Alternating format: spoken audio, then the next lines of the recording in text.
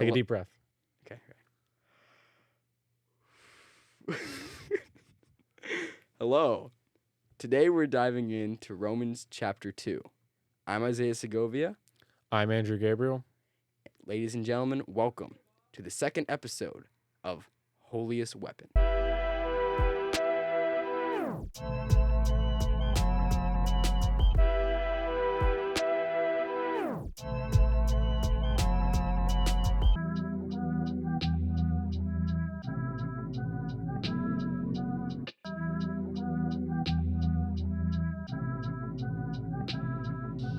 So we were talking about in the first chapter, right? Yeah.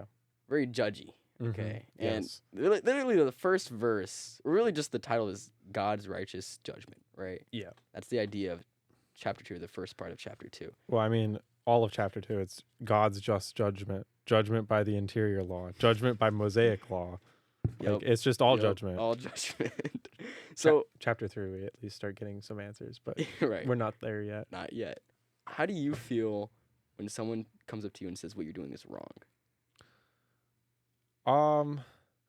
I don't know. It depends. Usually I'll be pretty accepting of it, but if it's like, I don't think I was doing this wrong, I'll probably get slightly defensive. Oh, so like something that you're confident in. Something that I'm confident in, usually I'll get defensive about if someone comes up and tells me I'm doing it wrong. I will accept that I'm wrong. I'm not like the there's hard facts in front of me, I still believe what I believe. No, if you come to me with hard facts and it's like I am wrong, yeah, I'll accept I'm wrong. But usually if I'm confident, like, and not just like a false confidence, like if I know the answer, then Right. like I'll usually be more defensive about it. Okay. Well, that's good that we have that background because, the Jews, they think what they're doing is right. Yeah, that's true. So them getting this letter from Paul is just like, hold on now. We're doing some right things here. I think I get pretty defensive as well. Even if I am wrong, I'm like, whoa. Yeah. Well, I think it's just natural to get defensive because someone's like calling you out and like, you become apologetic about it. So, right. Because, you have to fix it.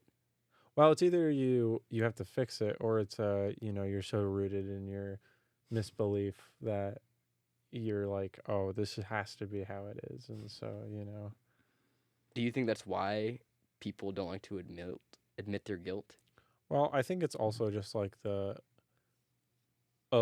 was wrong. And like, usually that brings some level of shame and it kind of, knocks down your ego a little bit. I think that's a big reason why people get kind of uppity when people call them out for being wrong, because usually it hurts their ego. Mm-hmm. It still kind of hurts a little bit when you get called out for doing something wrong. These Jews that were doing these wrong things, I guess he isn't calling anyone out by name. Yeah. But he does say, hey, this is a problem for all of you. You got to focus on. Yeah, but again, it's a letter. It's not like he was publicly going out and saying, you're a horrible person. Right. It was, these letters. So. Okay. I guess verse 1, now that's good for preface, right? Now we can get into the Jews and the Gentiles, their minds when they're reading this letter, right? Because they think, oh, we know what we're doing, right? Yeah. We're very well versed in the law. And then Paul comes in here, guns a-blazing, saying, nah, you're wrong. Verse 1, you therefore have no excuse, you who pass judgment on someone else. For whatever point you judge another, you are condemning yourself, because you who pass judgment do the same things. So there's quite a few things to break down in this verse. It's basically back to like what Jesus was saying about the Pharisees, is that like, if you give praise, you should do it within the privacy of your home where no one can see you, not on the street corner where everybody can see how righteous you are.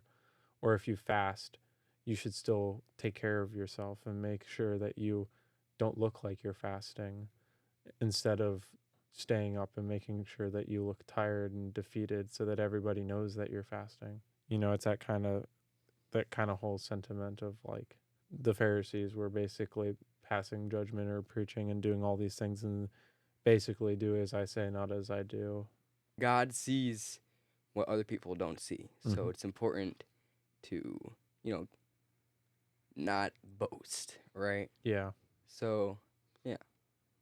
You look like you had something to say. No. I was going to say, We talked a lot about that That's true. in the last episode. Something that like came up for me when I was reading this, and I'm interested what you think. Is Paul judging the Jews and Gentiles by writing this letter? He's saying, "Oh, don't judge people," right?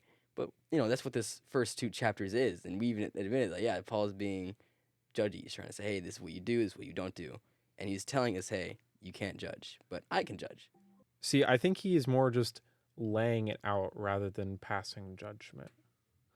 Because there's a difference between like passing judgment on somebody and just laying out what is going on. Like Mm. if I was writing a letter to the Americans, you know, I mean basically the whole punishment of idolaters thing. Like he's just saying this is what has happened in the past and this is what's happening now. He's saying it more as a statement of like what's going on rather than just like being, I guess, quote unquote judgy. So what would judgy mean then? Like, how would you define that? Segovia, you're not Catholic, so therefore you sin and you're a horrible person. Okay. I feel like that's judgy. Or like Right. Oh, you're not Catholic, so I can't quite trust what you say about the Bible is true. I feel like that would be something more judgy versus just like You're not Catholic. and you don't believe the same things that I do in some of the matters. Something to keep in mind. It's not only what you say, but also what you think. Yeah. You'd be very careful because I think a lot of us have a good grasp on not saying these judgy things, right? But also Yeah. what you think and how you let that affect how you treat others. Yeah, that's true. So Implicit bias. right, implicit bias, and Yeah. recognizing that, hey, I'm being judgy helps to stop that. Yeah. Though it's very hard to stop yourself from judging because it's just the natural human thing to do is put things into categories. So we end up judging just because if that's how it's a survival mechanism is to put things in categories. So how would you say you can fix that, right, or stop yourself from judging? Because he warns us against it, we implicitly do it, and sure, like being knowledgeable about it is helpful, but like how can we stop ourselves from judging? What would you say? I think it's impossible to stop yourself completely from judging because well, again, we do it implicitly and we've been kind of, I guess, built to judge. But I think recognizing that fact and then being able to just be like, okay, I know I'm gonna judge people, but that's just because I'm human, so I need to be able to like move on from that and maybe don't judge a book by its cover. Yeah, we judge people all the time, but it's like maybe you're judging, maybe you weren't judging people quite right just because of like how they looked or something. I think that is very well put because whenever I find myself judging someone, what I usually do is just say, hey, stop that. You're no better, right? Because we all struggle with different sins. And he even says, you do the same things. You who pass judgment do the same things. What are those same things is he talking about? Is he just saying, like, oh, we all sin, or you commit the same sins, or what is that same things? I mean, this is kind of going back to the Pharisees even then again, is like, they were telling people, you know, you shouldn't steal. And then they were like just taking money from people because they were greedy. Mm. I guess in the modern world, it'd be like, you shouldn't have an iPhone addiction. Like, you should not have a social media addiction. And meanwhile, they have like millions of followers on Instagram or whatever. So is it judging if you don't struggle from the same thing? I would say yes, but then I feel like we start getting into more of a like, oh, I have the moral high ground, so I'm right and I'm allowed to judge you sort of sentiment. And so I feel like you could get into some bad territory if you were like, oh, if you don't suffer from it, then you should be able to like, then it's okay to judge people. But I mean, if you judge someone for stealing and you don't steal, I feel like it's more okay to do that. But I feel like when it starts getting into less clear cut things, and it's more of a, oh, I have a moral high ground, I feel like then it starts to get a little questionable. But I feel like for the more clear cut, like, thou shalt not steal, thou shalt not murder, thou shalt not, like, thou shalt not bear false witness against thy neighbor, like those kinds of things that are pretty clear cut, like, don't lie, cheat, or steal. You know, I know I lined that up perfectly. Those kinds of things, I feel like it's easier to say you could judge someone, but then it's like, some of the less clear cut laws of like, you have Sunday service, right? Correct. But like, under the Catholic view, that wouldn't count because it's not Mass. Right. So, but even though under the law, you're still celebrating the Sabbath, but to a Catholic, going to a worship service is not the same as celebrating Mass. And it's a sin not to go to Mass.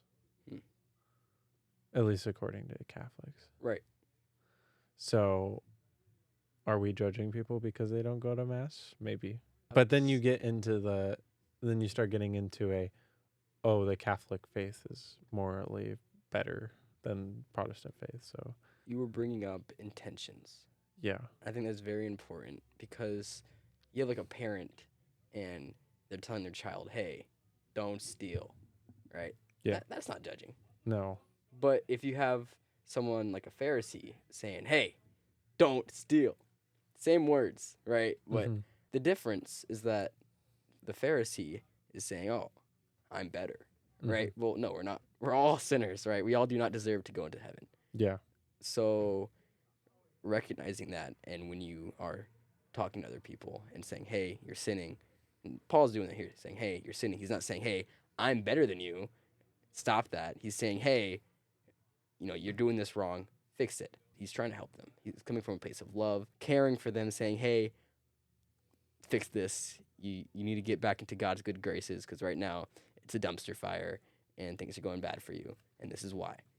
So I think intentions behind it is very important. So we go on into verse 4.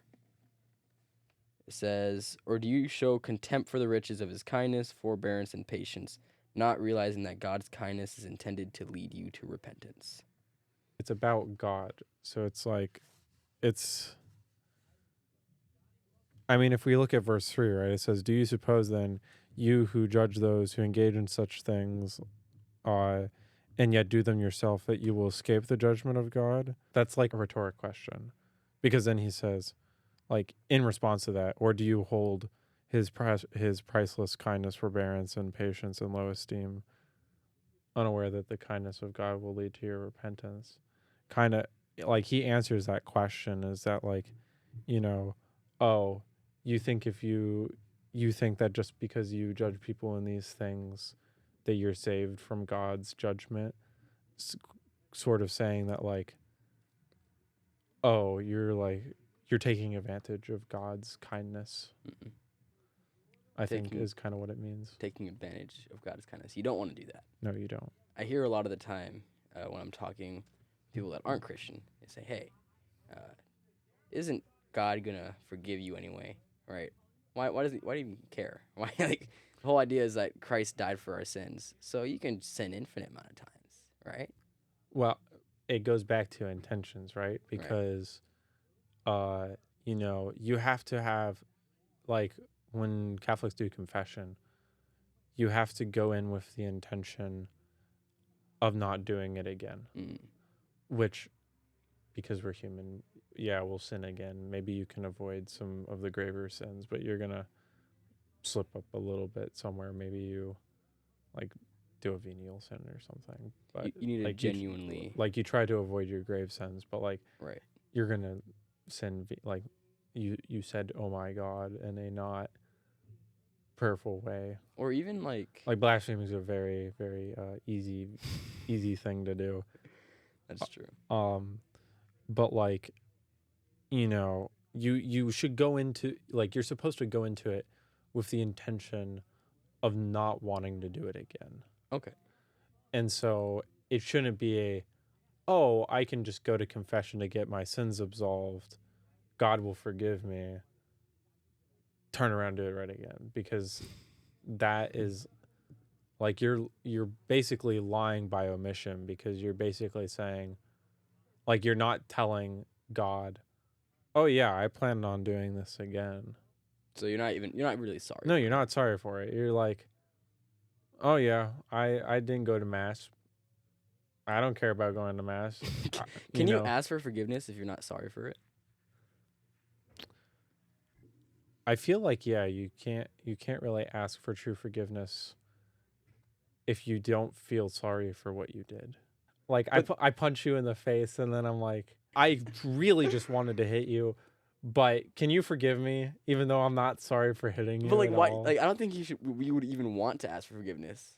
Because in your eyes, you did nothing wrong. Well, hold on. Because what if you do think you did it wrong? Wait. Well, if you think you did it wrong, then you'll probably feel sorry for it because you knew you did something wrong. But you just brought up, oh, I don't care about going to church. They know going to church. Not going to church is wrong. Yeah. So they just don't care, or like they don't care enough to ask for forgiveness, or they do care enough to ask for forgiveness that they just don't care to change. Well, I mean, if they're lazy enough not to go to church, I doubt they have the strength of will to go see confession. Yeah, go to confession. Go to confession. I haven't gone to church for the past year. This is my first time in church. What would they say to that? I think they would say, drop down, give me 100. No, they would not do that. I'm pretty sure they would say, well, you need to make sure you go to church because, well, see, the thing is, it's really weird because you're technically you're okay. You have to go to mass every week, but you're only required to partake in Eucharist once a year. What? Really? And also, confession, by the same logic, you should go to confession almost as often as you consume the Eucharist. So once a year. So you. But yes, you should go to confession at least once a year. But keep a journal. If you, well, no, that's called a general confession, and that's a good thing to. A general confession? Yeah, so there's a general confession where you basically write down every sin that you've ever committed, and then you go and confess for all of them. Even if you've already gone to confession for them, you go down and you write every sin. Do priests like fall asleep? No. But like, what if it's like a really long list? They care, so no. But like, come on. Like when these journals probably get pretty long. Well, yeah, but I mean, and like you don't usually, if you are like, if this is your first confession, or if you've been like, you haven't done it in like a really long time, a year, more than a year, okay, then you would do a general confession. But otherwise, you kind of just do your, like, like I try to go about every 3 weeks. Do you keep like a journal of like sins you've done that you need to go confess? Mm-hmm. No, if it's bad enough, I'll remember what I did. Okay, so interesting. But like, and like the point of it isn't like you're still absolved for sins that you did not confess as long as you're sorry for them. And it goes back to the intention, right? Yeah, because like even if you didn't say it, but you're still sorry for them, it's like maybe you just didn't think of it in the moment, or some like being scared to say it should not be a reason for not confessing. But if it was just like it slipped your mind because you had bigger sins to confess, then it's okay. And like, as long as you're still sorry for them, then those sins still get absolved, even if you didn't outright say you committed them. I think that's a big theme for this chapter is intentions and actions. They don't always line up. Yeah. Right? You might intend the best, but then your actions are terrible. Yeah. You might have amazing actions, but your intentions are terrible. Yeah. So you need to make sure both of those are good. And that you're consistent. Yeah, that's a big thing for this chapter is intentions and actions and following through on those actions. Yeah. Okay, Romans 2:6. All right. He says, God will repay each person according to what they have done. I think that's pretty good. What do you think about that? Well, I'm gonna keep reading because Oh, okay, I feel yeah, like there's sure. more to be said there, because he goes on to say, Context is important. well, I mean, there's a colon in mine, so it's like a list, and he says like eternal life to those who seek glory, honor, and immortality through the perseverance in good works, but wrath and fury to those who selfishly disobey the truth and obey wickedness. Yes, affliction and distress will come upon every human being who does evil. And so, I mean, it's basically saying that, like, when you die and it comes time for God to judge you, if you did good and you, like, as he said, you tried to, you know, seek glory, honor, and immortality through doing good things in your life, then you'll be rewarded as such. And if you decided, oh, I'm going to party every weekend and get absolutely hammered and just, sin a bunch and just party all the time, Well, then yeah. you'll be rewarded as such. Because there's a lot of people that do that. That say, "Hey, yeah, I'm a Christian," and then they do all this crazy stuff, and then go to church. Okay, God will forgive me, and then And then moving they on, turn around and do it do again. it again. Right. So I don't know. It's really weird for me because whenever I sin, I genuinely feel so terrible. Like I'm like, "Oh, dude, I messed up." Maybe like there's sometimes where I sin and I can't think of any. But then again, like the time you want to think of stuff, you can't think of any, right? Yeah. But usually I'll catch myself saying, I'm like, oh, I just feel terrible about it. Yeah. And I don't know, maybe it just doesn't hit the same for some people. Maybe they don't feel the same. Well, I But mean, that kind of goes back to what we were talking about last time, where, if you do it enough, you start to rationalize it, and true, yeah. you start to be like, oh, this isn't as bad as, it really is. So then you need someone not judging you, but coming to you concerned, saying, hey, fix it, right? Yeah. Because like the Pharisees, they were judging, and like we were saying about intentions and saying, "Oh, I have the moral high ground, Anakin," right? Like, Yeah. don't do that. It's over, Paul. I have the moral high ground. Coming from a place of love and concern, and we were talking about that last time too. Just saying, "Hey," it literally says it right here, saying, "Hey, make sure you're not judging others because you too do these same things." Yeah. Someone might point this out and say, "Hey, Romans 1:17, it says, the righteous will live by faith." We read that last week. Oh, okay. The righteous will live by faith. So it says right here, God will repay each person according to what they have done. Does this contradict each other? I don't think so. I feel like it affirms that. Okay, go on. That if you're righteous and that you live by faith, Okay. I feel like that falls into seeking glory and honor. That's good. And so, if you're going to righteously pursue those because of the faith, then, God will reward you in the end for your good deeds. But also, I mean, because we're all sinners, there's obviously going to be some punishment handed out. But, Well, no, because that's why Christ died for our sins. well, unless you, like, you're still going to have to probably serve some time in purgatory regardless.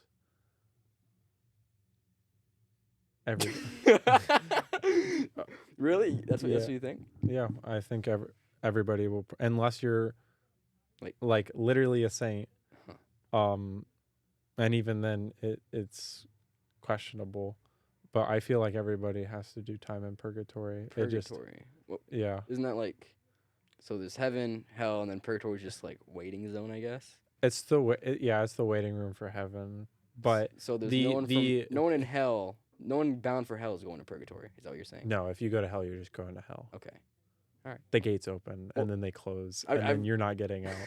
I've like, I don't know. I've never I've heard of purgatory. I've never really So the seen it before in the Bible. That's why I'm just. well, the classical representation of it is a lot closer to what people think of as hell, of people being burnt in fire, except this isn't like this isn't hellfire. This is the fire of the Holy Spirit, and that it's purifying you. So yes, Where is this like? Where do you get this? That's just like I get it from Catholic teaching. I don't know if there's a spot in the Bible. I'll have to do some research, but the classical representation is like you're being purified by the fire of the Holy Spirit, interesting. and it's not fun. Yeah, it doesn't sound fun. Yeah, No, being cooked. but it's not hellfire. it's It's not eternal damnation. you're boiling is- water so you can drink it. Yes, you're boiling away your sins. Okay, all right. I've never heard that. That's really it's interesting. and like that's the thing with like, you know, the Catholic Church used to hand out indulgences for like if you paid them, which is not a good practice. Now indulgences are given out, and like it's really So what's an indulgence? basically it reduces your sentence in Purgatory. purgatory. When was purgatory like first taught? Was it around that time? I have no idea when purgatory was first taught. It's been around for a while. Okay. I will get you a better answer. Come back next week. Yes. But basically the Pope determines what counts as an indulgence, and like because this year's a jubilee year, there's like a whole bunch of stuff that you can do to get some indulgence.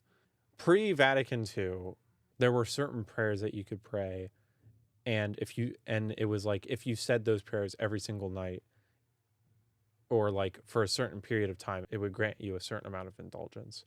But then after Vatican II, the Pope took away a lot of that. And so now there's only like special things that grant you indulgence. Except on Jubilee. Well, this is a Jubilee year, and it's not like there's just extra things that can grant you indulgence. Like, I went to Latin Mass on the 1st, and that's when they were talking about it. And there was a prayer that we said at the end of that Mass. I forget what it was. But there was a prayer that we said that granted some indulgence. But usually it's just prayers and stuff like that. Interesting. So, but yeah, that reduces your sentence in purgatory. But yeah, I think everybody has to go to purgatory if you are not immediately sucked into hell for your sins. Well, thanks for clearing that up. Like I guess I could have done research on it, but I've heard it and I'm just like, what is that, dude? Like, well, if you look it up, Dante's Purgatorio is probably going to come up. Dante also made that like 7-layer dip of hell, right? the 9 circles of hell. And that's not correct though. No, that like, and he's not even like Catholic. And so how like reading this and also he put a lot of correct, popes into some of the to one of the circles of hell just because he put a whole bunch of people he didn't like into hell and like a bunch of people he really really liked into heaven. So it was basically to the owner of the dog that kept crapping in my lawn. You're in the 5th circle. I mean, basically, and like, I mean, it's a very popular representation. A very incorrect representation. Bro just had a dream. Again, there is no correct. I guess it's just true. Like he might be right. He could be right. He could be wrong. Like, who knows? And like the classical representation could be right, could be wrong. Right. But the classical representation's vague enough that it's like there's no. It's just like you go to some place and that you're purified by the fire of the Holy Spirit. That's basically what it is. And so it's like that's pretty vague and pretty simple, and it's like that's kind of what we assume happens. Yeah, Dante's Purgatorio is like this this giant mountain that has a level for each of the 7 deadly sins. Oh, okay. And at each level you would like do a certain task, and once you completed said task, you would be at the gates of heaven. Oh. Yeah, that makes it sound really easy. It's not like okay. Yeah. There's a level where like some of the ones I remember. There's like a level where, like for envy, where your eyes are like gouged out, and you have to try to like navigate your way to the next level. Your eyes are gouged out, and you have to find a piece of hay in a needle stack. No, that's not it. But Oh, like, okay. or like, you just have to push a boulder. Like it's literally Sisyphus. You just have to push a boulder up a hill. Interesting. um, Well, but it's just like, you know, like again, it's not the accepted interpretation. mm, Same with hell, which I know a lot of people are like really big into the 9 circles of hell thing, but that's like not not not true. And like like it just makes me like, where did you even come up with this? Like, I don't know. Mushrooms, acid, I don't know. we're talking about faith and works, and I think a lot of the time, people like to say, "Oh, you're saved through heaven by what you do," and it isn't. Well, it is and it isn't, right? We were talking about intentions and what we do and lining them up together. So yes, you are saved by faith, and like it said, the righteous will live by faith. But if you are living by faith and you have this relationship with Jesus, you're going to be faithful to that relationship, right? Mm-hmm. And you want You're not going to commit adultery on Jesus. Right, you're not going to commit adultery. Well, I mean, we do every day by sinning. Well, I would say don't go follow other faiths would be not committing adultery. Okay, so like against what is Jesus. sinning then? Like, Sinning is just like slapping Jesus in the face. oh, okay. Yeah, think of it that way. That'll make you not sin anymore. Okay, well, yeah. That's a good way to put it though, because like we do sin, but we're sorry about it. Yeah. So like we do it and then we're sorry about it and we want to change, and that's where the faith comes in that, hey, Jesus, he still saves me even though I do all this terrible stuff, right? I'm not deserving to be saved, but I still am being saved. Hold that thought. It's going to come up later, okay? Okay. Yeah. All right. You have anything else to say on like faith and works on how they compare? No, not really. So, let's just go back to that thought then. Okay. God's grace. How would you define God's grace? I mean, I guess basically by it's grace. It's like it's love and it's like leniency, kindness, forgiveness. So, how would you explain it to someone who isn't a Christian? Like, hey, this is what grace means. This is God's grace. I would basically say, it's God's love for you. Okay. Is God's grace. Now you might have to put in some work to obtain it, and it's something that you can lose easily. You think you can lose God's love?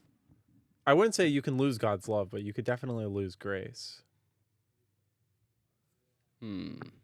I wouldn't say grace is a 1-to-1 equivalent for With God's love. So yeah, It's something different. But if I would grace say was the same thing as love, there wouldn't be a word for grace. Exactly. But grace and love are definitely connected. I don't have a dictionary, otherwise I'd look you up a definition.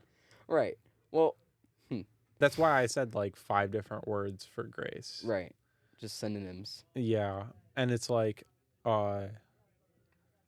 again, it's not a 1-to-1 thing. So like losing grace doesn't equate to losing God's love. So when you lose grace, give me an example. Like what does that mean? When you sin. Do people give grace? Yes, but it's not the same. Okay. How do people give grace, and how does that differ from how God gives grace? Well, God's grace is God's. Right. So then how do people give grace then? Give me an example. I mean, like,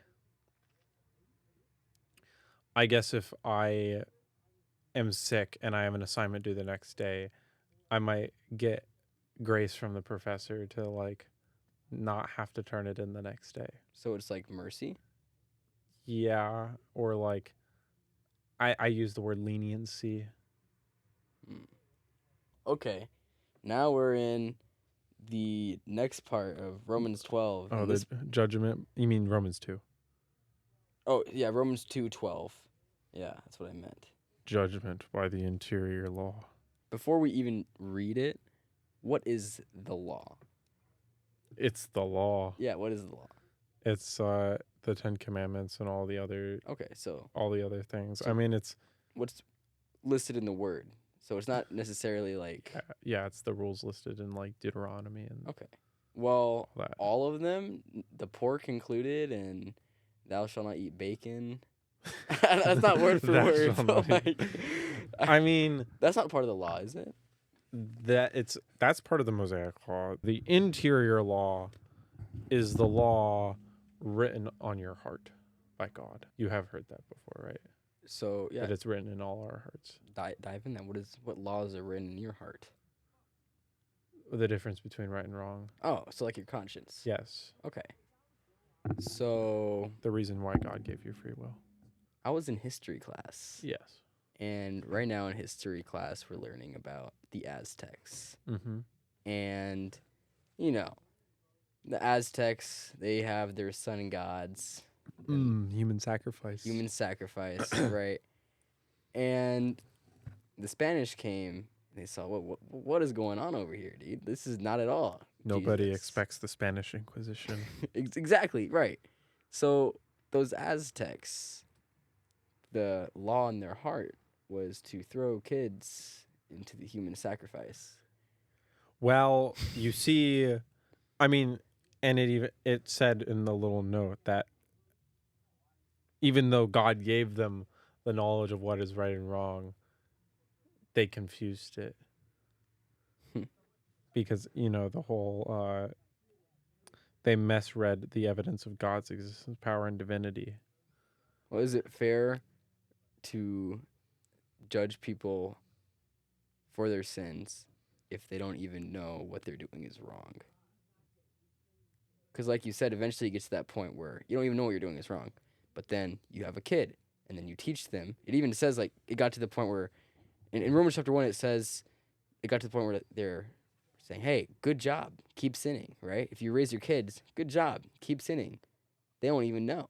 Yeah. So, what would you say to that? I feel like it is still right to, like, judge people because God's going to judge you. Well, how are they? But maybe you shouldn't pass. Maybe you're not God. Why should you pass judgment? That's true, yeah. How are they going? Maybe you should try to make them aware that they are sinning. Right, but, the Spanish got there 1400s. Yeah. Before the 1400s, before there were boats that could go across the ocean, how are you going to get to the Spanish? They didn't even know that these Aztecs existed. They thought it was India. Yeah. So, how can a person know what they're doing is wrong if they're raised to think what they're doing is right? And we talked about this last time, and you said, oh, we'll talk about it in Romans 2, right? What if you're born in one of these cultures where, you're never taught about Jesus? It's a great question. I I don't have an answer. No, and that was my answer. I don't have an answer. Yeah, that's my answer. Like, we are not the ones sitting next to God on Judgment Day saying, all right, come up, next person up, please. Human sacrifice. What do you think, God? I'm thinking no. Like, I'm thinking they get a ticket on the highway to hell. It says, let's go do our reference book. It says, let's see, human sacrifice. Thou shalt not murder. 5 years. Wait, sorry, 50 years in purgatory. You have to I feel like get thou boiled. shalt not murder is a pretty grievous sin that is probably a More than 50 years. it's probably a sentence to hell. 50. Oh, instant hell. Probably. You know, mean, well, what? like, and then you like just if you just ended another human's existence. an Aztec too didn't even say, "Hey Jesus, I'm sorry." They were just like, "Yeah, all right." They probably told the sun god they're sorry by throwing another person in the fire. Please don't hurt me. Stab, stab, stab. No, like I think that like I was saying, we're not gonna be with God when He's judging. We don't need to know, Exactly. and that's okay that we. And like don't as I know. said, you're not God. Right? You should not.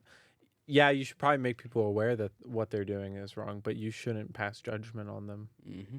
because in the end, God will judge them. Yeah, I actually have some more things to bring up about that question though, because I was very confused. I was like, what? how does this work? Because this has been something that I've always thought about, is how do people who don't have access even get saved?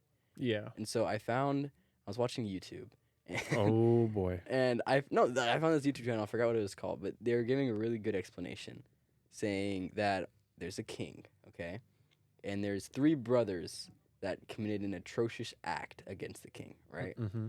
And the king said, "Listen, if you say sorry, okay." He sent out a letter that said, "If you say sorry, you will not get executed." All right. So the first guy, he said, "All right, I'll go say sorry." He was saved from execution. The second guy, he read the letter and said, "Okay, I don't care," and then he died. So yeah, the third guy doesn't know how to read. So, and he also is deaf and blind, and yeah, so he just doesn't know what's going on at all. But he still committed the bad act, right? So they still have to pay for what they did. Mm-hmm. And yeah, I think that really clicked. I was like, oh, that does make sense, right? So even though these people, these indigenous tribes, right, they don't have access to Jesus, they're still sinning, right? And it might not seem fair to us that they are doing these things and they don't even get a chance, right? But that's why God calls us to go and evangelize, right? So, and it's not even just them too, because they're the ones that have like no access to God whatsoever. But some people, they have access to God, and they still say no, that's not for me, right? Yeah, because yeah, I think that's pretty good, neat, Bo. Anything you got to say? No, you did a very good job of Oh, thank summing you, that all up. thank you very much. Yeah. Do you think it's easier for someone who grew up in a Christian home to appreciate God's like forgiveness for our sins? Or is it easier for someone who grew up outside of a Christian home, met God for the first time, and then, is forgiven of all their sins? Is it easier to appreciate if you're raised in it or not? I don't know. I feel like it really depends because there's a lot of circumstances. Like I kind of fell away from the faith and then I got back into it. Mm. So I kind of had that, like, I came back sort of. Yeah, same Baby, with I'm back. I'm back. Yes. No, that's same for me too, because I was raised in the Christian faith. And my parents are always telling me, right? Or you go to church, you hear all these things. Or I guess there's Sunday school for you too, right? Yeah. All right. So, yeah, you're very knowledgeable. Doesn't mean you believe it. Well, not really believe it, but like Follow it. follow it. Yeah, that's a Yeah. good word for it. And that's another reason I think it's based on your intentions, and the relationship is very important. Especially the Pharisees, very knowledgeable people, but they didn't have a relationship with God whatsoever. Or if they did, it was all for show. Yeah. So They did it on the square. right. On the corner. Right. And so it's not exactly a relationship that I really understood. And I think we're all born without the relationship, right? And we have to find it for ourselves. And sure, it really helped. I was being told it all the time. Like, okay, this is the relation. This is what this means. This is bad, right? This is But I mean, God. you also have to know that God knew you before you were even conceived. Yeah, he's all knowing. Yeah. Interesting to think about sometimes. Yeah. That you already have a relationship with God before you were even born. It's Even thought of. constant phone call. It's just, are you going to pick it up? Exactly. Yeah. And then that's why I think, honestly, I don't think it really matters if you were raised in the Christian faith or if you weren't, because all of us have to pick up that phone. And when you do pick up that phone, it changes the world, dude. Like, it is crazy to me how much my world changed when I started following Christ. Because, like I said, I was taught all these things. Oh, yeah, I know. Yeah, I know who Jesus is. I didn't know who Jesus was. Yeah. See what I did there? I did see that. It was pretty tough. The no. But, like, I don't know. I think once I really accepted Christ and started pushing to pursue a relationship with him, then when I would sin, I'd be like, ooh, ouch. Like that actually Yeah. kind of hurts, Well, like I personally always think of it like every time I sin, I have a knife driven into my heart. For real. Yeah. And the bigger the sin, the bigger the knife, I guess. Wow. And the deeper scars that it will leave when you get absolved, because you know, yeah, you're forgiven, but like I feel like the pain of having done it is still going to be there. I really thought you were gonna say like slap Jesus, No, but no, that's really good. Like but the scar is but still I mean there. scars fade. So, But but yeah, you still have to remember that you right. did it because, you know, maybe remembering will drive you not to do it because Right. you'll remember the pain. And that's where like shame comes in as well. Yeah. You should feel ashamed for the sins that you've done. I feel ashamed for the sins that I've done. Like, oh man, Yeah. like the scars. I really like how you said scars, like Yeah. because they're like sure you're forgiven, but The knife has been pulled out, but you there's still have a wound. right, but you still did that thing, Yeah. right, and you still have to live with doing whatever you did, You can't undo the past. right, and so yeah, you can seek forgiveness, and yeah, you can get closer with God and pray and read the Word, but it's still gonna be there. You're still gonna have done that, and I don't know. That's just for me. Like whenever I do not understand genuinely why why God sent Jesus just for me. It doesn't make any sense to me. He's like, oh, why does he like me this much? Like what? Yeah.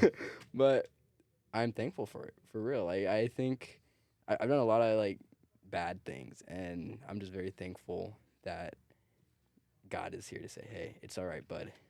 It's okay. Pat on the back. It'll be okay, son. It'll be okay. Yeah, it's very, very comforting. Yes. Yeah. And so I think it doesn't matter. Just as long as you answer the call, that's all that matters. I like that analogy. I saw on a billboard, Jesus is calling. Will you pick it up? Oh, And then it had a phone number. I see. Yeah. So props to whoever made that ad. It stuck with me. Yeah. Yeah. Yeah, I like that analogy. All right. So, verse 10. You want to read verse 10 and 11? Sure. Yes, affliction and distress will come upon every human being who does evil, Jew first, then Greek.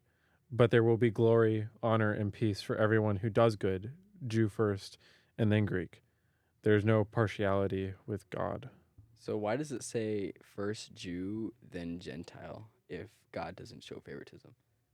Well, my book has a nice little explanation. Oh, it does? It does, yes. Okay, all right. So let's read it and the then... no partiality with God. This sentence is not at variance with the statement in verses 9 to 10.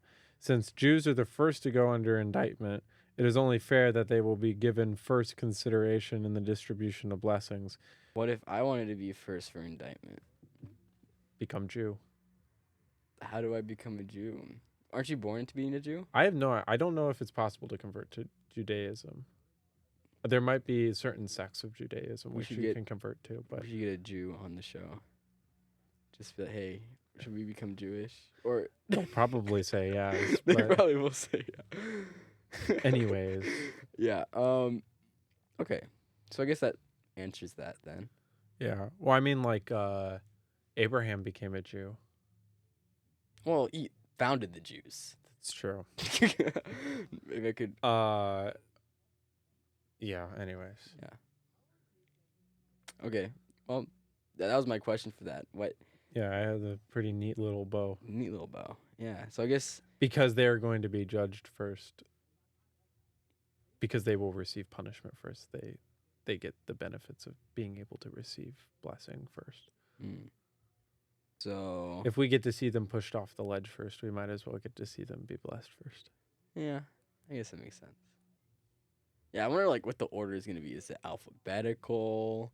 Is it who died when Judgment Day comes, you're worried about when you're gonna be put up on the block? Well, Jews first. So I think it's gonna happen. It's not alphabetical. I think it's just gonna happen. But there has to be an order. There has to be some sort of order. It's not gonna be random. Yeah, but God is also above everything. I would be interested. I think that might be my first question once I die. So I think you should go talk to John. John the Baptist? No, John, the guy who wrote Revelation and the Gospel. Does he say in there is alphabetical order? I have no idea, but you should go talk to him. Talk like when I die. I'll go find John. Yeah, go find John. Yeah, can I find John Smith Oh, not just John, just John. Just John. Dude, And not John the Baptist. not The John. other John. Yeah, that just rules out one person out of like billions of Johns. The John who wrote the gospel. Yeah. Oh my gosh. We have like a fan club around him asking him questions. That's like, true. Heaven must were be a you- pretty lit place. were you on what's it called, psychedelics when you wrote Revelation? No, he was on God. He was on, yeah.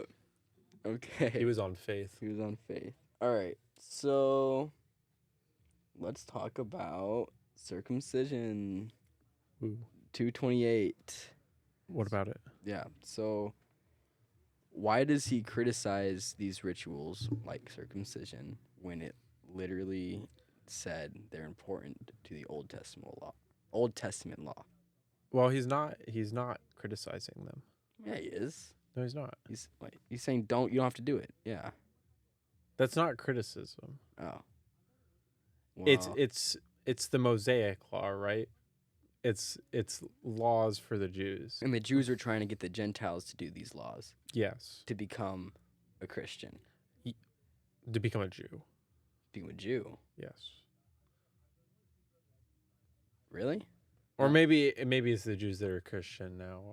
Yeah, that's what I think it is. Yeah, so I guess they're trying to press upon them the laws that they were brought up with. Right, and I think that's what he's criticizing. Well, I mean, it's basically, I mean, again, I said it's like, it mirrors that first part where it's like, you say don't steal, but you steal. It's like, Hypocrites. yeah, you say, oh, you need to get circumcised because the law demands so, but then you break the law. And so he basically says that like, oh, so you're going to follow the law for this, but then you end up breaking the law. So really you're not following the law at all. So it doesn't even matter if you are circumcised. Whereas he's saying if you're uncircumcised, but you follow the law, then it is like as if you had been circumcised. So, And he says that like, being circumcised, yes, is the covenant of the flesh. But we have the new covenant now. so all Old Testament laws are moot. No, So not all of them. which ones Because are not? ask Jesus. Out. Well, okay. Read the Gospels because Jesus talks a lot about So, the what laws. does Jesus say?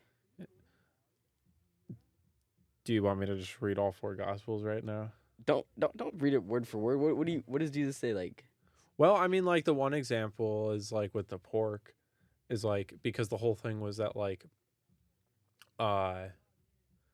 they are unclean because they just eat everything, right?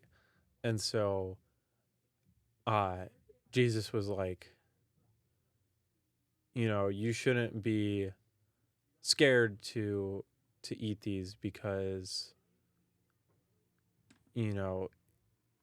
your spirit will be fine. Mm. Or I'd have to go back and look at the passage to be more clear on it. But like, so Jesus actually said it's okay to eat bacon? Yeah. I didn't know that. Oh, this is great news. why have you not been eating bacon for fear of punishment? Well, I mean, no.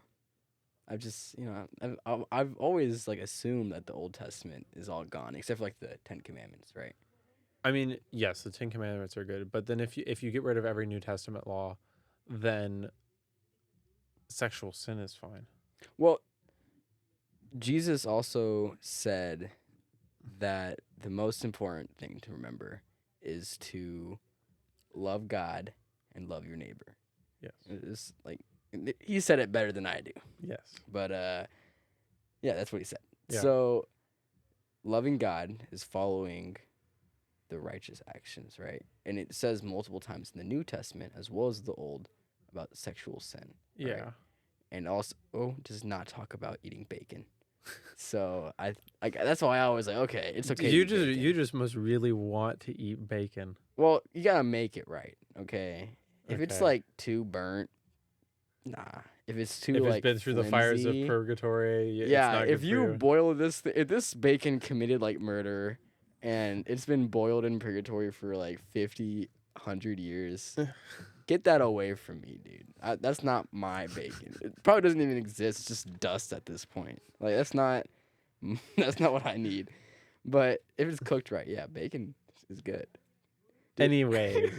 No, I was watching this show. Like the Old Testament, like Moses. It's called the Promised Land. Moses was taken to the Promised Land. Mm-hmm. And there was a guy, and he was saying, "Hey Moses, if eating meat is a sin, then I don't want to be righteous." Yeah, sorry. That made me laugh. All right. Yeah. Okay. So he says by the heart, right? 28 28. or 29. Oh yeah, rather one is a Jew inwardly, and circumcision is of the heart in the spirit, not the letter. Yeah. So how do you be circumcised in your heart, dude? Is it painful? I get, but he says it's of the heart By the Spirit. in the spirit. In the Spirit. Or Yeah, does yours say by the No, spirit? mine says by the Spirit. Interesting.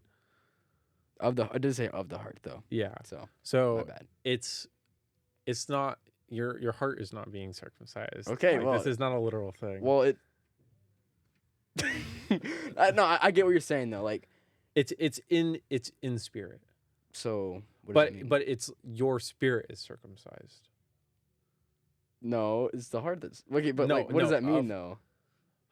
Well, I mean, it's the same thing when I said that sin is like being stabbed in the heart. Okay.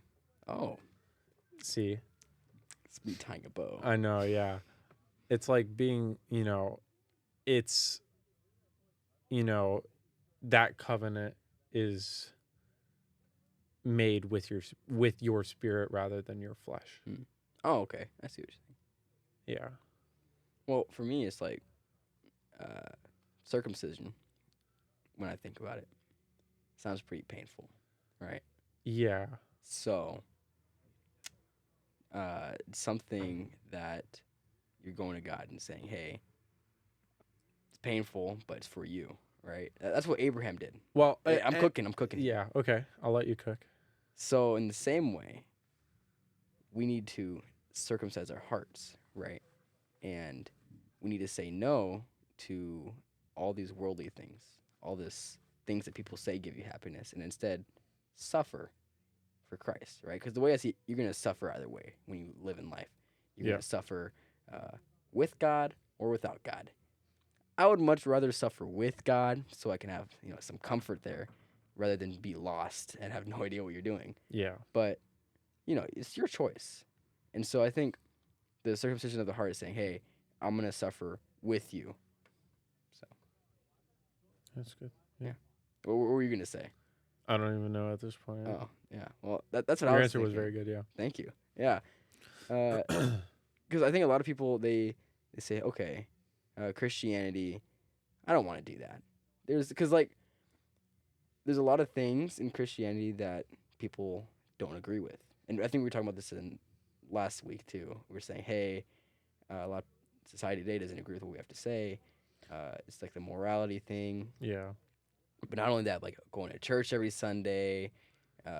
There's a lot you got to do to be a good Christian. Exactly. Right. It's hard. It's not supposed to be easy. No. And Jesus, saying, hey, I'm going to circumcise my heart and I'm going to follow you. I'm going to pick up my cross and follow you, right? Yeah. It's not easy. No. And I think that's just, he made that analogy, circumcising your heart, because it's not easy to do. It's going to be suffering. It's going to be hard, but it's going to be worth it is why. And so a lot of people, they say, no, instead of chasing Christianity, I'm going to chase what makes me feel the best right now. Yeah. Hedonistic pleasure. Right. They're going to follow their heart. Right? And doesn't it to say the heart is deceitful above all things? Yeah. Right. So, yeah. I don't know where it says. It does say it somewhere. I know that. Okay. I'll trust you on this. But they want to follow their heart. That's what the big mantra is these days. Hey, let's you do you. There's this idea like, oh, it doesn't harm me. Go ahead, do whatever you want, right? Yeah. And that's not right. So. Yeah. Yeah. Okay. So, this last part. Final question. How can I live in a way that shows my obedience to God? Follow his rules. Follow his rules. Yeah, easy peasy. Lemon squeezy. Yeah. Well, if you just follow his rules, is that really a relationship?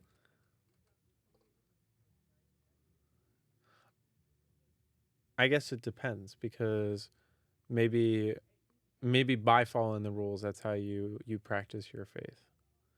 Oh, yeah. Because when I went to Latin Mass this last Sunday, and he was talking a lot about how, like, when the priest during his homily was talking about how, like, when he first was started doing this in the 90s, it was like the Latin Mass was like the uncool thing. And like it was very like frowned upon and everything, and like now it's kind of making a comeback. And so he was like, I'm just so grateful that we're able to do this, because yeah, it might not be for everyone, and we might be the redheaded stepchild of the Catholic faith, but this is how I like to practice the faith, and this is how many of you like to practice the faith. And so, you know, maybe it's not for some people, but it's there for people who want it, and it's there for people who want to do it that way. And so, it's the faith is multifaceted. So if you don't like the Latin Mass and you like the Novus Ordo, the new Mass, the new order, and you like practicing it that way, then no harm, no foul. I like that. No, it's very very Yeah, personal. it is very personal. And so if just following the laws is your way of practicing the faith, then I think that would be fine. But if you want to go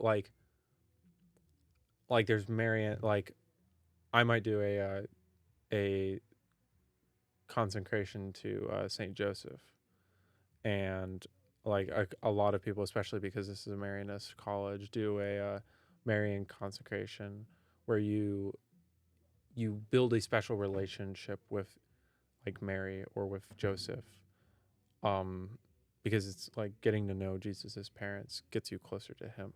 My girlfriend explained this very well to me. Was like, well, when you started dating me, you came and met my parents because you wanted to get closer to me. And so by the same way, I'm going to try to get closer to Jesus's mom. So that way I want to know her better. So that way I can know Jesus better. Huh. That's interesting. I've never heard like that before. That's really... And like, I have nothing against Mary. Mary's a wonderful woman. But I personally just am not like that into the Marian stuff. And so like that's kind of why I settled on maybe trying the consecration to Saint Joseph. So that's what Marianist means. Yeah, Marianists like are really big into like getting to Jesus through Mary. So the college that we went through is Marianist. Yes. I'm just figuring this out. Yeah, good job. Okay. But like that's kind of why I came upon the Saint Joseph consecration, because that's like a lot. It's still getting closer to Jesus, but it's through his father rather than his mother. And also it's just like I relate to Saint Joseph a lot more than I relate to Mary. One, because I'm not a woman, but two, also because like Saint Joseph is the patron saint of craftsmen, and like, I'm a machinist, part-time or full-time, I don't know at this point, but like, I'm a craftsman. I feel called to be a father, and so like I just feel I guess a better connection to Saint Joseph than I do to Mary. So that's kind of why I want to do the consecration to Saint Joseph. But it's that same thing of like, oh, I want to get to know Jesus better, so I'm gonna get to know his parents better.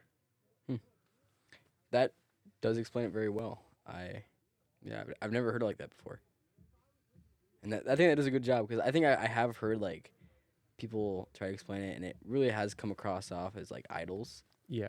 And no, it is not. It's not. It is getting closer to Jesus's parents, because really just all saints in general. Yeah. You're getting close to them so you can get closer to like Jesus and or like God. It's different for like other saints rather than Saint Joseph, but it's like usually you do it to try to emulate them because, well, they're saints, so they led, decent lives. So you try to emulate them Right, and there's a sort of to go closer in your faith, or uh, you ask for their intercession of like, hey, can you please pray for me? I don't. For me, I don't think that just following the rules. Is that what I said? Yeah. Yeah, just following the rules. I don't think that is really a relationship. I think that's the bare minimum. That's a good way to put it. Like, let's say like you have a girlfriend. Yeah. Which you do have a girlfriend. Yes. Right.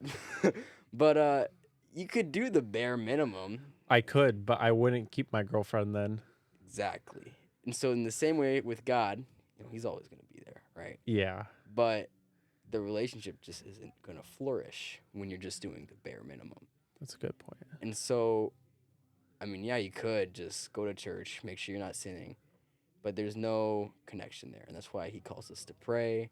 That's why, well, really, pray. It's big. Like, I didn't realize how important prayer was until I started doing it. Yeah. And it is, like, I've had not been praying right.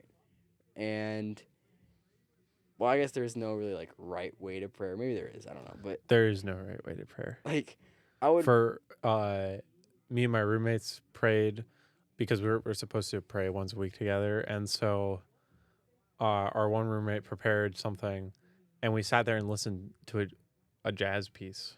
A jazz piece? For prayer. That was it. Any words? We didn't. Nope, there were no words. It was just music. We just sat there and listened to it. Wow. And then he said a couple things after the end, but it was basically like he firmly believes that everything is prayer. Wow.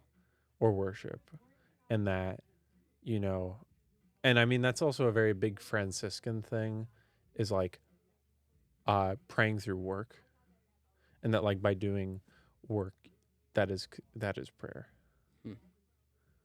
So, listening to jazz could be prayer. Perhaps. Yeah. But I don't think it's personally for me, but there's no right or wrong way to do it. Even then, that's more than the bare minimum. Yeah. And not for you. Yep. Not my cup of tea. I haven't tried it, so, could be for me. Yeah. Maybe someone eats bacon and that's how they pray. You are really on this bacon. We just Are you hungry? Yes. Okay. A little bit, actually. Okay. I might go eat some shrimp after this. Anyways. But not bacon. Okay, but no. It's different, right? It's a very personal thing. And like you said, God had a relationship with us before we were even born. Yeah. And we're just different ways of connecting with God, right? Yeah. It's not going to be the same for you as it is for me. Yeah. I can give you advice, but... Go ahead. No, I'm saying, like, I could give you advice, but, okay. It's not gonna, like, you might try it and be like, I don't really care for this that much. Right, yeah.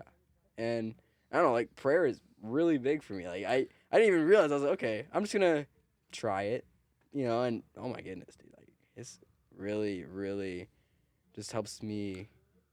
I do it in the morning and the evening, but I didn't used to do it in the morning. Sets up my day. Is a great way to start the day for me. I'm just like, oh. Even though you're not Catholic, I would highly suggest at least once trying morning prayer. Morning? That's what I just said, right? Well, no, there's like a specific specific prayer. Oh. And it's like laid out for you. And like there's specific things that you say, and then there's like specific readings that you look at. But it is, and it does take a little longer than like if you're like just kind of saying some prayers or whatever. But like it's designed to be the start of your day. Well, I'm telling you, it is a great way to start the day. Yeah. What would you say, like, to conclude this chapter? What was the main theme of this chapter? 'Cause I was thinking it was like intentions and actions to follow through with his intentions. I would say that's a pretty good assessment. I think it weighs more heavily on the whole intentions and like it weighs more heavily on like the actions, and that if you are going to say something, you better be doing it yourself, and don't follow a do as I say, not as I do. Okay. because like a decent chunk of it was dedicated to basically the same thing said different ways of don't tell people not to steal and then go steal. You know, don't tell people to get circumcised and follow the law and then break it. Well, I would even say, like, even if you do break the law, right, and you're telling other people don't break the law, if you acknowledge, hey, I do it too, I'm trying to not do it as well. Once again, it's that intention where I'm coming from. I'm not coming from saying, hey, I have the moral high ground. Yeah. Bad, right? I'm coming from, hey, this is something we need to work on. I need to work on. You need to work on. It's bad. And let's keep each other accountable. Let's, fix it, right? Yeah. And, like you said, we're going to slip up. And we can do our best, try not to kill people, right? Every day I'm just like, oh. Gotta resist the urge there, Segovia. There's no urge. No, okay, but really though, like, we don't want to, we don't want to like mess up. We do, right? Yeah. Not killing people, but like Just normal sin. everyday sins, right? Yeah, venial sins. Sure. We don't want to, but we still do sometimes. And going and asking for forgiveness, and saying, "Hey, I'm sorry. I need to change. Help me change." Yeah.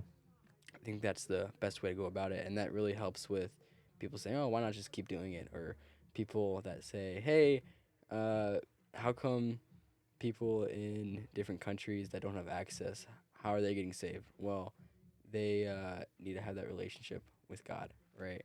And I know it said in the first chapter of Romans that, like, there's enough evidence already, just based in nature. Remember that? You remember that? Yeah. I still don't think that answers it though. Like, I don't think there's enough. If I was just like placed butt naked in the woods and I was raised in the woods, just come to the conclusion, oh yeah, Jesus. And I know that's not what it was trying to say, but like it was trying to say you develop a conscience just by looking at the world. I'm not that introspective. Like, I'm not gonna come up with that. Maybe that's why. You're a fool. Yeah, like, I don't know. Like, it's really difficult. You think you're wise. I'm not wise. Oh, wait. Maybe I do think I'm wise because I'm saying that I wouldn't. Maybe that's a good way to end this episode. Just me contemplating life, dude. But, like, I think we can. Do you want to go back to that first question and then we can end it out? I guess. I think the goal is not to develop an existential crisis while doing Bible study. Yeah. But I don't know. The book I was reading in adoration gave me an existential crisis because it was saying it's called Introduction to the Devout Life. Mm-hmm. It's by St. Francis de Sales, but I got to a chapter and it was basically it's supposed to be a daily meditation. I've kind of not done it. I really should. But it was like a daily meditation on why you exist. Why were you born? Why were you created is literally the meditation. And it's like you're supposed to do that every day. And it's like I was reading it and I did it and I'm like I was giving myself like existential dread. I was like, why was I created? Did you come up with an answer? I don't know. Like that. Maybe, but that's the point of meditation is to think about it. Well, that's another thing. Sit and contemplate. With just God in general and the universe. Yeah. Saying I don't know is okay. Like, yeah. We're human. We can't. It's called a mystery for a reason. Right. We can't understand everything about God. If we could, he wouldn't be God. Right. Yeah. Like we are incapable. Like, he is beyond time. He's beyond space. He's all knowing. He's all powerful. Like, it is impossible for us to truly understand him. Right. And, we can ask these questions of, like, is it fair? Is he just? Well, he is just, right? But how is it fair? Or why were we created? Or what order are you going to judge us in? Is it, like, alphabetical? We can't ask these questions, right? No, we can't. But I don't think there's any use to them, though. Just have faith. And another thing is just, like, no matter what, the answers to these questions are, it doesn't really change the fact of what we need to do to further our relationship with God. And what we need to do to reach salvation. Right. And yeah, so just trust in Him, have faith in Him, and pursue a relationship with God. And that's how you get saved. Yeah. Yeah. Cool. Dive into Romans 3 for next week. Anything to say about Romans 3? I haven't read it yet. I also haven't read it yet. But it's jam-packed. More than the first two. With Paul. Mm-hmm. Paul's back at it again. Read Romans 3 or else Andrew will personally beat you up.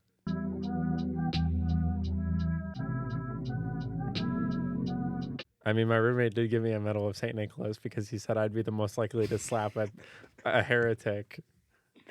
Well, in that case, read Romans 3. Or St. Nick will come after you. St. Nick, Santa Claus?